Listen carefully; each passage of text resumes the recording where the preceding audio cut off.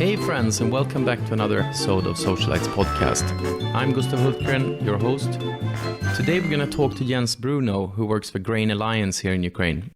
Jens has been working a long time in the former Soviet Union and now here in Ukraine with Grain Alliance, and has a lot of interesting things to tell about what they're doing in the agribusiness, as well as some of his other insights into the general development of the country. As always, don't forget that you can find all of our podcasts on socialite.nu, and for those of you who haven't figured this out yet, you can also subscribe to our podcast directly on your iPhone via iTunes. Enjoy the show and see you later for more episodes. So I'm sitting here together with Jens Bruno. He is business controller of the Grain Alliance here in Ukraine. Welcome here, Jens. Thank you. We're going to go through a little bit about agriculture, of course, here in the country. But I guess first it would be very interesting to hear about Grain Alliance and what your business is there. But maybe we could just start off with your background and what brought you to where you are today. Well, first, as my first name indicates, I'm from Northern Europe, Sweden. And I've been working the last 15 years, I would say, in the Soviet Union, in various positions. I've been working in investment banking, and then for quite a long period of time, I was a financial advisor to the Minister of Finance in Russia, the Russian Federation. I also worked actually for a brief spell here in Ukraine as an advisor to the Minister of Finance on performance enhancing measures. So I was involved in the Russian budget reform, to a certain extent also here in Ukraine, but that was just for a brief spell. I worked here for less than a year, and then I joined the Grain Alliance team. I'm in agriculture now, but my specialty is in the financial sphere. And what is your position in Grain Alliance? I said business controller. I don't know if that's the whole story or... Yeah, I think so. I mean, Grain Alliance was started in 2008 as an agriculture project, and it had quite an aggressive business plan, as most of the agro holdings had at that point of time. It started off in May, and then as the crisis progressed and hit Europe, and especially Ukraine, since here it was not only a financial crisis, it was also a political crisis, it got worse. And I joined the team in November 2008. And my role has been then to be the representative of the Swedish shareholders and to work with the Ukrainian team, the local team that we have here, in order just to develop the company as a team player. So we have a CEO and we have a CFO, and they're all great. And my role is more or less to have a supportive function to them and also protect the interest of the Swedish owners. So you're basically representing the Swedish owners when those board members are not present here in the country? Exactly, yes. Okay. You said that you were working in Russia. Which years were that? I was living in Russia from 2002 until the start of 2008 in Moscow. And before that, I was working in investment banking also then in Russia, venture capital and straight investment banking as well. And in 2008, I came to Ukraine to work with the Ukrainian Ministry of Finance. And which types of products were you working with for the Ministry of Finance here in Ukraine? Well, here was more or less preparation, just to evaluate what kind of legislative framework, what system they have now, and to draft some ideas what could be done to improve the situation, basically. Especially in the areas of governmental control and expenditure, to turn it from just spending a lot of money to actually achieving some results for the population. That's what we did in Russia, where we turned it from just spending a lot of money to actually producing results for the citizens of the Russian Federation, which was quite successful, I would say. And coming back to Grain Alliance, I mean, clearly, as I guess many business plans that were drafted in 2007, 2008, I guess those predictions didn't maybe come through. But that said, I know that the agricultural industry has had some pretty good years in the past, I guess 1 or 2 years at least. The harvests have been good. Has that somehow, you think, been able to mitigate past losses for the industry? It's difficult to mitigate the past losses because the cost of capital is just so high in a country like Ukraine. For sure, the last 3 years have been really good. I'm not saying that we're very happy with the situation that we've been having the last 3 years, but still, if you lose like 2 years, as we did in 2008 and 2009, the setbacks, it's difficult to get back. But still, and as you said, we had to, in this period, we had to rethink the whole business model and just go back to the drawing table and come up with a better, more viable, sustainable business model than we had in 2008 from the get-go. And what changed in the business model? Well, as everybody, we wanted to be, or not before the business plan on which the company was founded was very aggressive. It should grow to you have like 100,000, 200,000 hectares, and then you go straight to the IPO and everybody will be happy and you will dance out in the sunset.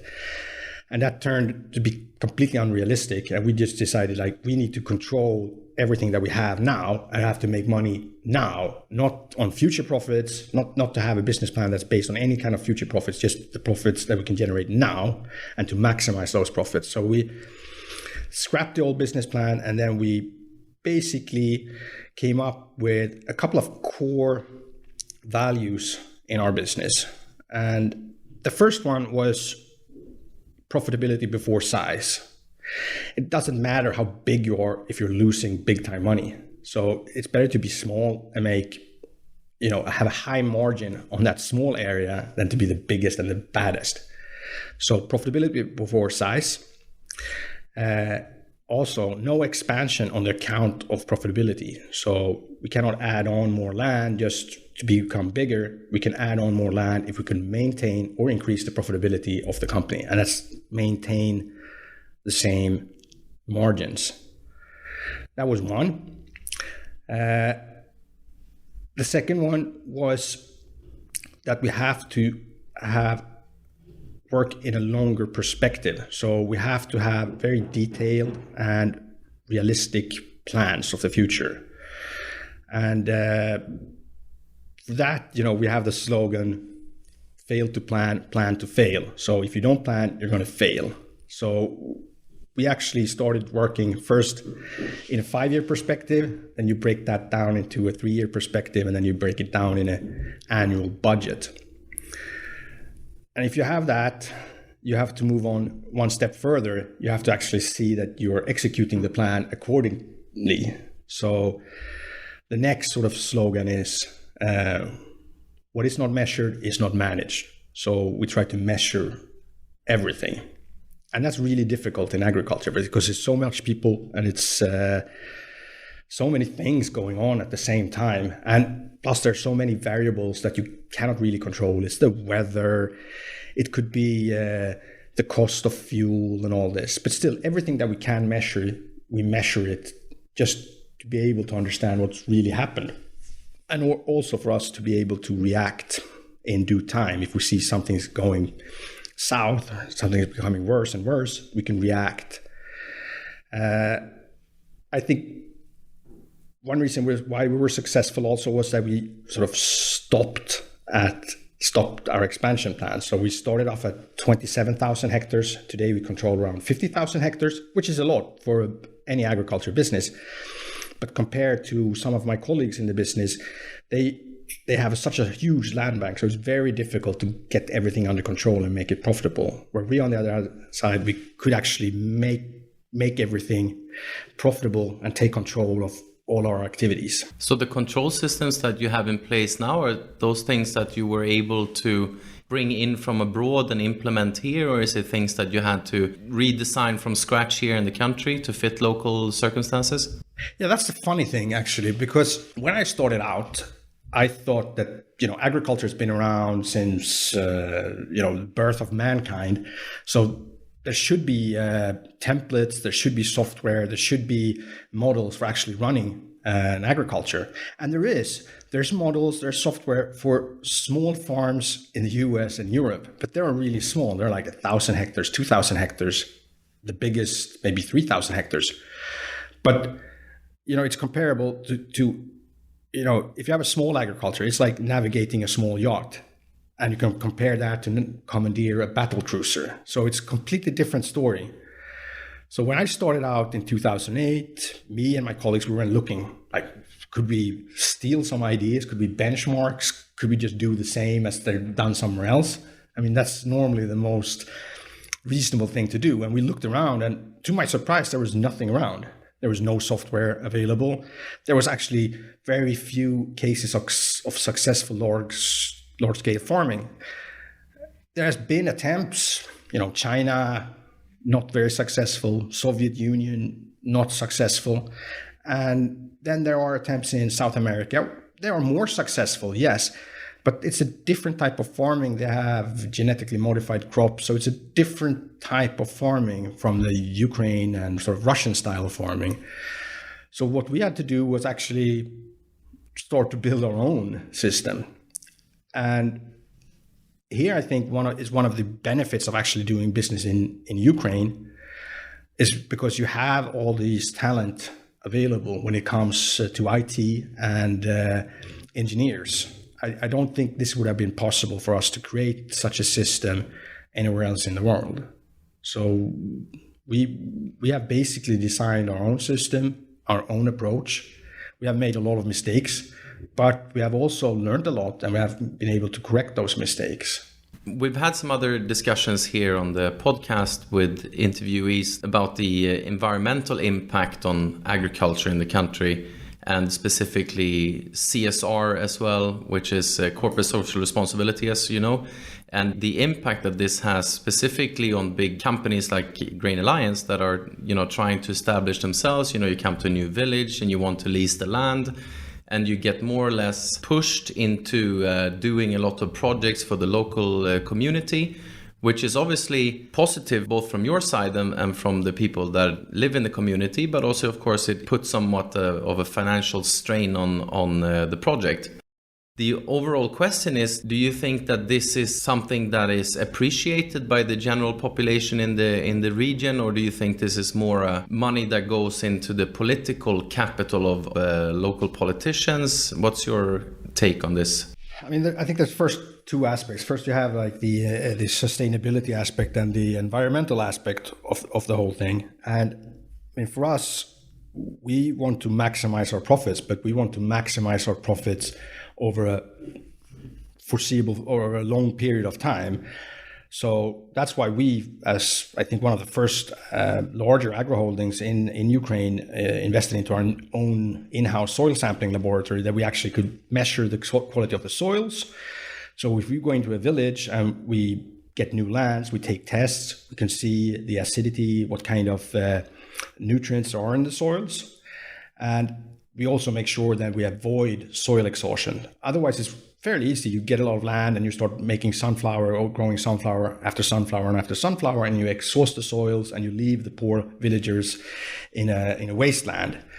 We're not doing that. And I think that is appreciated by the general public. We have also made huge investments into increasing the pH levels because, 70 years of Soviet farming, you could see where pH levels are really low and nothing can actually grow there. So you have to put limestone there, you have to use more complex fertilizers. And we, of course, market this to the villagers so they know we're good tenants. If we take over the land, we're not going to destroy it. We're here to make money 1 year, 2 years, 10 years, 20, 50 years down the road. And I know for a fact that is appreciated. Is this also appreciated, you think, by the central government in the country, or are they not really focusing on this type of things at the moment? They are focusing. There are several draft laws in the process of in the area of environmental protection. Some are good, some are bad. I think, when it comes to the small farmers, for sure, it's expensive for them to invest into soil analysis, and it's difficult for them. For the large holdings, we have the pressure from our shareholders. We cannot behave in any manner. We cannot come in and destroy the environment. Then our shareholders will just try to divest, get rid of the share. So, we are sort of self-regulated. And I think that goes for all the major agro holdings in Ukraine. So, me personally, I don't like regulation. And I think we're quite sort of self-regulated. When it comes to the small farmers, maybe they need some support in actually getting to become more environmental friendly than they are today, because they are the ones that are responsible for most of the pollution and the soil exhaustion as it is today. Coming back to the question about CSR then, what types of activities are you doing within this sector? CSR, when we started out, we just saw that as additional cost for leasing the land. So the lease cost was, compared to other parts of the world, quite low, so we had no real problems with it. Then during the last 3 years, the lease costs have gone up quite significantly, and the demands are still there from the people. And in one hand, I can understand it, because they are getting very little out from the government. So they want to see something, and they can also see that we are making a lot of money. But as I said, we're long-term investors, so we of course want to work together with the people living in the villages. That's why we support schools. We support villages with school buses. Say if the school is shut down, we can buy a school bus and take the kids to the next village where there is a school. We could finance medical facilities, medpunkts in the villages. But it has to be in some sort of orderly manner. We have also, for this purpose, created a special charity fund, which is called the Development of the Village. We just started out this, and hopefully it's going to be easier for people actually turning directly to this fund, where we have people, professionals, just working with the CSR and with this type of work, then coming to us, to the farmers and our farming operation. I also think, in countries, in developing economies, you should take a social responsibility. You come in here, you have low labor costs and you have low land lease costs. So I think it's just fair that you take some kind of responsibility. I have no problems with it. And as long as we can maintain the margins that we're having, I see no problem with it. It's just makes me glad to see that we can help some people out. This fund that you mentioned, is this a joint initiative by many different agricultural holdings, or is this something that you guys have created yourselves? No, we created it ourselves. There are similar funds, and I think some of my colleagues in the business also have their own funds. For sure, we want to support the people where we are active. And where we are active, we lease almost all the lands in all those villages. So for us to team up with someone else, it would be difficult. However, we are, of course, trying to attract other donors that could be active, that want to do an effort in the social sphere in Ukraine. We're actively now trying to pursue to find other people to support our activities in this fund. So we discussed a little bit about your establishment of the company here in the country, and a little bit of the CSR activities that you're doing here and your monitoring activities inside of the company. How do you find, being someone that has been working for quite a long time in the former Soviet Union, how do you find the management challenge here? It has its challenges. Has its specifics, as management has in all countries, I would say. But there's one thing that I've noticed during all my years in the former Soviet Union, and maybe it's not the best time to speak about failures, but there's been a lot of failures in this area. Foreign investors coming in, they have achieved nothing, and they withdrew from the market. And I think one of the most common mistakes that I've seen is that people get persuaded that there is a huge difference in the mentality and the cultures here than it is back home. And I have never really understood that, because, of course, there's a Ukrainian culture, there's a Russian culture and all this, and that's great, same as we have in Sweden. But that doesn't mean that you have to sort of take away some of the basic principles of management. My philosophy has always been, if it works there, it should work here. Then, of course, if people have their own culture and all this, but you don't need all these special solutions. I've heard a million times that, listen, you're in Ukraine now, or you're in Russia now, and we don't do it like this. We should do it like this, in a special way. And this special way is almost 100% always equal a bad way or a non-profitable way. I think one just has to relax, take a step back and just look at the situation and say, hey, we could do this as we can in anywhere else in the world. And I think it's easier if you could do that by just looking at the numbers. If you have, so as I mentioned earlier, if you measured everything and you actually know what the hell's going on, it's very easy to say, no, I don't think your suggestion is pretty good. I think, we should do it in another way. I remember when I was working in Russia, the government had one of the top priorities was to combat the hypermortality among men or among the people of Russia. It's a big problem. People are dying at the age of 50, so it's a hypermortality for sure. But the answer to this was that you should lower the age when girls could become pregnant, when it's legal to impregnate a girl from 16 to 14 years. And my first question was like, whoa, this is just stupid. Why not try to make the country a nicer place to live, better conditions for everybody, healthcare and all this? I know it's pretty fucking hard, but still, you have to do that. We lower the age and then more girls can become pregnant. That doesn't really sound as a reasonable approach to me. How about stopping people from dying at the age of 50 in the first place? Exactly. So I think just get rid of all these like special solutions. And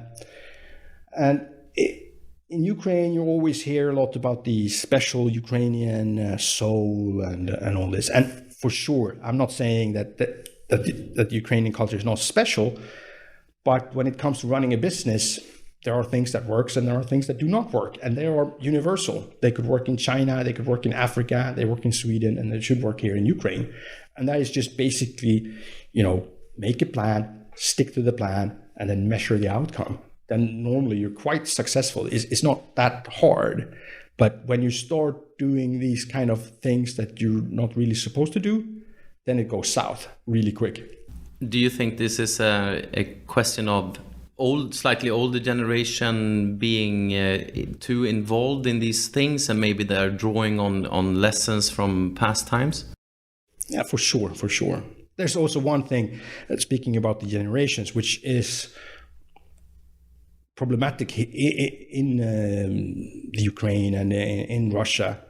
It's that my generation, I was born in the 70s. Those guys that were born in the 70s, they were in their prime and had their education and all this during the crisis years in the 90s. So this generation is not really present in the labor market. I could see that at Grain Alliance. We have a really good team. There are 50 plus, and they have an excellent young team. But the guys, 35, 40, 45, they are not present really on the labor market. And that's... it's a huge opportunity because you get a lot of young people at top positions. If you look around in Ukrainian companies, there's a lot of guys that are below and women or girls below 30 at top positions. But that also has an explanation that this generation, the 70s and the late 60s, they got sort of screwed in all these turmoil in the 90s. So... And in Western Europe, those are sort of the hardworking people. They have already got the family. They already got the kids. They are sort of pushing ahead. They are ready to do work, not 8 hours per day, but 12 hours per day, because they have to provide. They see the careers and all this. And those guys are not just present. Or if they are present, they are extremely expensive and have a salary that's just through the roof.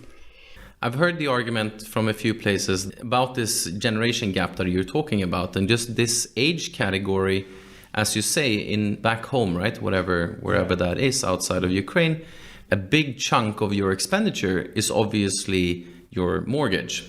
Whereas in this country, very few people in comparison actually have mortgages, and it's sort of allowed for you to fall out of the system in a sense and work parallelly to the system. You don't need to have official incomes that are declared in order to be able to pay the bank, to pay your mortgage. Do you think this is one of the reasons behind this whole thing? Yeah, for sure. We see that in the villages, in the rural community. There's a lot of people that could actually, continue living from, they have a little garden or whatnot, That being said, in the rural community or in the villages, there's also the problem with the urbanization that's going on. And I think people do not talk about it that much here, but it's you can really tell. I mean, I've been here now in this business for 5 years, and I could see the difference in some of the villages where actually all the young people have left to Kiev, to Kharkov, to Odessa, to the bigger cities to make a living there because they cannot see any future in the countryside. And then coming back then to the CSR, that's also one of the reasons why we think it's important to support the schools, to support the basic functions in the village, that people actually could stay there and could actually come and work for us. So we don't have to recruit people from Kiev and send them out to the villages. And it's also very difficult for us to convince someone to go to a village if there's no school. You know, if you have kids, you cannot move to that place. So therefore, you have to have a very high profile when it comes to the schooling and those basic functions of the system. Do you think it's so that there will be a labor shortage for the agricultural industry? Absolutely, that will be one of the main challenges for Ukraine in the coming years. 5 years down the line, it will be a major challenge for all of the major agro holdings to actually find qualified staff in the rural areas. Do you think this is something that the government is looking at the moment and trying to find an approach to this? Because this is hardly something that the companies themselves can fix, I guess. They are. I think they are looking very actively into this. Maybe they're going about it in the wrong way because they're trying to sponsor and support these smaller farmers so they could stay on and live there. And I have nothing against the smaller farmers, but a smaller farmer do not have the resources as we do when it comes to equipment, to getting the right seeds, the right amount of fertilizer, taking this responsibility when it comes to the environmental issues and the sustainability issues. So just supporting those guys, I don't think it will change that much. I would rather see that they focus on, certain areas in every region where you actually provide full service and good service. Some villages will die. That's unfortunately the truth.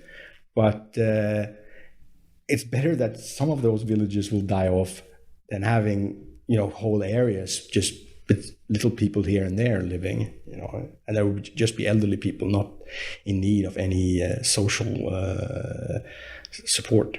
Do you think it's so that so what you mean is then that we will probably see some sort of amalgamation into small, like slightly more densely populated villages, and some villages will die, and then we will have regional centers, etc. Yeah, I mean, we've seen that in many, I would say in all European countries, and we've seen that in the US as well, where actually the rural community is slightly dying off. And I think that's just a natural process.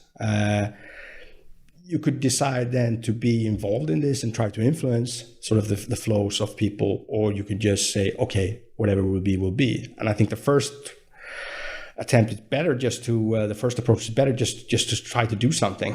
What would be your top advice then for someone that is new to management within this market? I mean, not specifically within agriculture maybe, but what would you recommend as some key skills that people need to learn? Well, first is the basic skills of just doing basic business planning.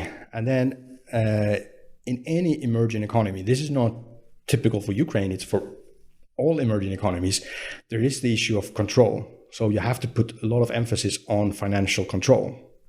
When you have the financial control in place, you have to then also control the operations as well, to measure all the business processes ongoing. But you have to be quite anal when it comes to control, much more than you would be in Europe or in the States. You have to put a lot of effort into getting the financial control there in place. Is that because people misappropriate assets or stealing, or is it? Yes, stealing is a problem for sure. There's also a problem known to us all here in Ukraine with corruption. But this is not that the people are stupid or bad people. It's just that, we are working with relatively poor people. We're having low salaries. So the incentives of actually doing something wrong is quite big. So that's why you need to get that under control. Then you have to also, of course, in parallel work with the HR issues, incentive schemes, better social program for the guys working for you as well. So it's sort of you have to work two ways. So it's investment in people then basically that is needed. Absolutely, yes. Previously here on the podcast, we've had some discussions with regards to, of course, alternative energy. That is a big theme here in the country at the moment with the green tariff and everything that is happening around this. How do you think that the alternative energy issue will have an impact on the agricultural industry? Well, I think it will have a huge impact. Agriculture sector globally is responsible for 50% or even more of all the greenhouse gases. So agriculture has to become more sustainable and more energy efficient for sure.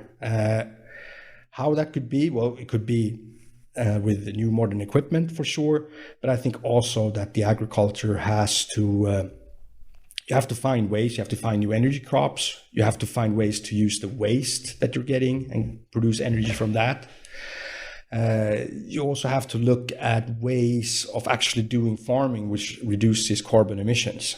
So far, there has been very little on a global level moves to actually influence the farming or the agriculture sector in any way. But just looking at it, if you have this sector responsible for so much of the greenhouse emissions and not actually doing anything, I don't think that's very sustainable. So I think that in a 3-year period, maybe 5, I think there will be global initiatives on a global level where actually farming has to step up to the task and do its part. Are there methods available to date that would work, that would be possible to implement relatively easy? Yeah, for sure. There are. It's just because, everything is new, so it hasn't really been tried out on a large scale. There's several really successful attempts, and you can see there are several things in the pipeline, but they haven't been tried out on a large scale yet. And who do you think will be the driving force behind this? Will this be governments, or will this be individual enterprises, or will it be organizations such as the United Nations, or where will this pressure to change come from? I believe in self-regulation, and I think this will come actually from pension funds or other large institutions investing into agriculture, that they have to put standards on the company which they are investing into, that they actually have to do something. There are already quite extensive demands on agriculture, but it's not really enough. They have to be a bit more concrete in their demands, because it's very difficult for me as a farmer to start doing a lot of stuff which would be quite costly for me, and I cannot really see anything in it for me down the line. But if my shareholders tell me to do something, I sure as hell will do it, no matter what, because that's I have to do it. They are owning the business. So I think it's better to work, lobbying and work together with the large institutional investors and go that way than just enforcing new laws and regulations. But this should then probably lead to an even more difficult working environment for smaller farms, I guess, given that presumably even the buyers of your produce, say supermarkets or big flour manufacturers, for example, when it comes to grains or oil crushing companies, they would probably also have the same pressure from their shareholders then. Yeah, absolutely. Yeah. No, it will be difficult for the smaller farmers. That's for sure. But one should also understand that agriculture is extremely capital intense. So this sort of mom and pop farm that we have in the States and in Europe, it only survives due to the enormous support they're getting from the governments. If they were being exposed to market conditions like we are here in Ukraine and in Russia, they would go bankrupt, they would go bust, and we would see the same development there as we have here with the large agro holdings. So would your advice then be to the policymakers to just stop fighting the inevitable and let it happen? You always love to see these small farms when you go out to the countryside, and it's really picturesque, but you have to see that this is also a business, and a large scale business. If we take one step back, look at the sort of the global development where we have a population that's increasing with almost 100 million people per year. There's more mouths to feed. People are getting higher standards of living, especially in China. They want to eat meat. So we have to produce a lot more food in order to feed the world. And it's obviously that this cannot be done through small-scale farming. It has to be large-scale farming, but it has to be responsible and sustainable large-scale farming.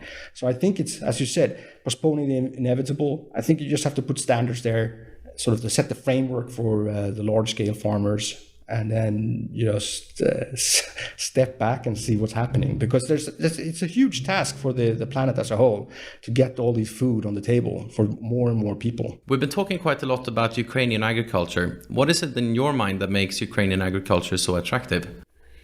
Well, I've thought first there was the beautiful soils of Ukraine, the black soils.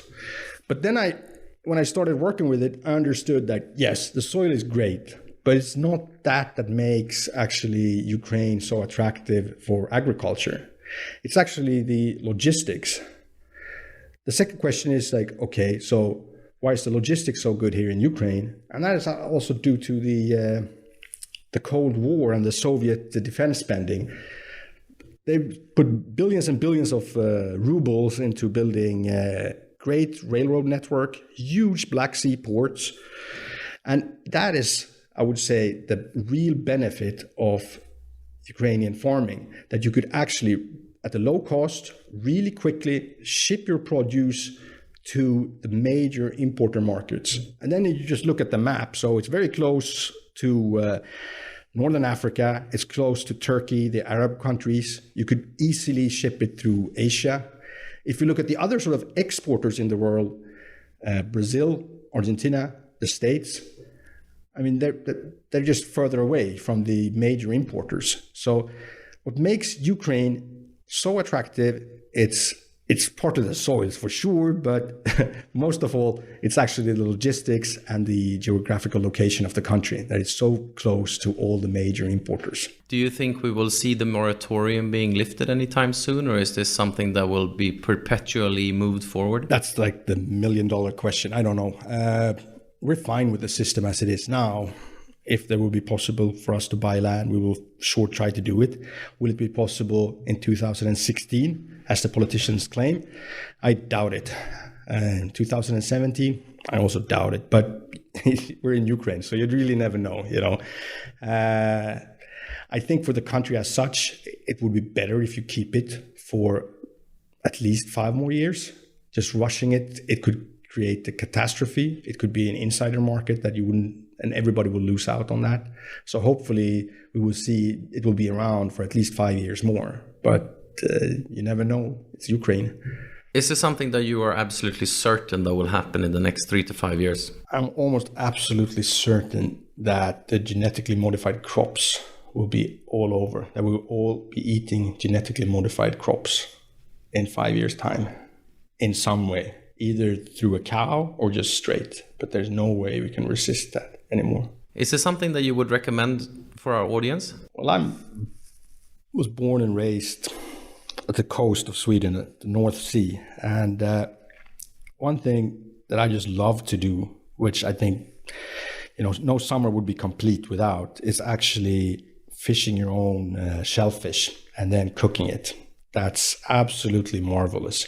Fresh oysters, fresh clams, mussels, langoustines, all this. I mean, it's an amazing experience of actually picking them or fishing them and then actually cooking them. And it's so delicious. Is there someone that you would like us to interview here? Since I've been working for most of my adult life in the former Soviet Union, there's one person that's always been around, that always had great things to say and very interesting things to say about the development of this region. And that is Anders Åslund, the economist, who has written a lot of fascinating books about this region and also has an ability to actually predict the future, because some of his prediction has been quite accurate. Some of them have been completely wrong, but I mean, he's always dead on, I would say, in his observations. So yeah, it would be great to hear a couple of words from him. Thank you very much.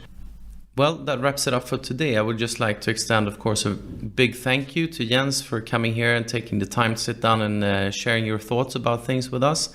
And we look forward to catch up with you in the future and hear more about the development of Grain Alliance. Sure, great.